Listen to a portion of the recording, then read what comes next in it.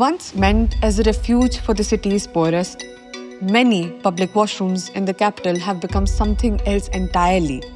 A haven for addicts, a marketplace for drugs, a place where fear lingers heavier than the filth. I visited several in Bhavana, Dakshinpuri, Simapuri, and Govindpuri. I only found scattered matchboxes, empty pill strips, used syringes littered all over the floor. I was first hit by the stench of rot that had clung onto these walls of the washroom, and then the smell of smoke coming from the crumpled aluminium foil used by the drug addicts. The glassy-eyed addicts have carved out their own corners in these washrooms. When asked what they were doing there, they could only mumble, not say much, and their fingers were trembling over stolen syringes. सामने आओगे ना ये शौचालय पूरा बड़ा मिलेगा इधर भी और पीछे भी लड़की वाले ये कॉलोनी में जितना टूटा शौचालय सारे में पीते सबसे छोटा बच्चा कौन सा होगा जो यहाँ पे करता है? इतने छोटे छोटे करते हैं 8-8 साल 8-9 साल 10 साल 11 साल. For the people who live around these toilets, taking a shower or relieving themselves is a daily struggle.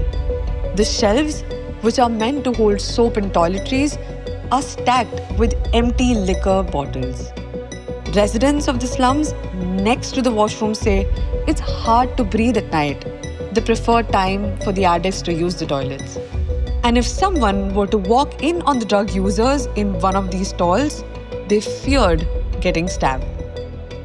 In these washrooms, fear walks in before the women do. They can never go alone, they always move in tight groups, somebody has to stand guard at the door while they rush through their business. Mothers who use these facilities have to turn safety into a game for their children. Who can hold their breath the longest, who can run in and out the fastest.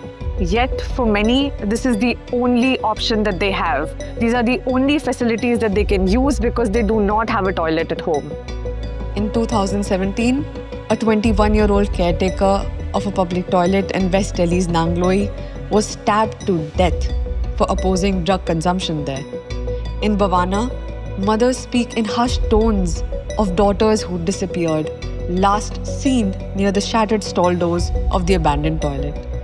In Simapuri, a sanitation worker bears fresh blade wounds, the consequence of trying to enforce order.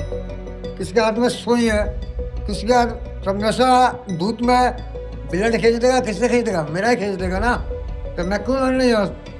The Delhi Urban Shelter Improvement Board, DUSIB, a body under the government of NCT of Delhi, is responsible for operating, managing and maintaining these public toilets, including those in Jan Suvidha complexes and slum clusters.